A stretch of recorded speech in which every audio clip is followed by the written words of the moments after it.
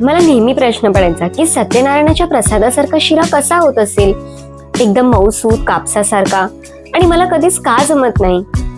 कधीही शिरा बनवला की तो काही वेळाने कडक व्हायचा.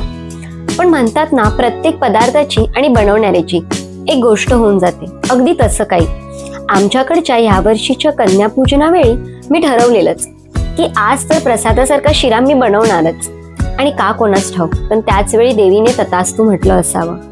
आणि अगदी मऊसूत शिरा झाला, जो अगदी शेवटपर्यंत प्रसादासारखाच मऊ आणि चवीला जणू काही प्रसादच ग्रहण करतोय असा वाटत होता. शेवटी काय तर मनापासून आणि जिद्दीने एखादी गोष्ट ठरवली आणि केली की ती सफल होतेच, नाही का? आमच्या घरी आलेल्या प्रत्येकाला तो शिरा आवडला आणि मला मी केलेल्या मेहनतीचं समाधान मिळालं. तेव्हापासून आजपर्यंत पुन्हा मी शिरा करते. मग एखादा मोठा उत्सव असो किंवा छोटी पूजा.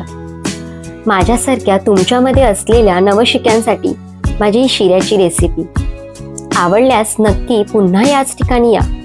तोवर उत्तम बनवत राहा आणि आपुलकीने वाढत राहा.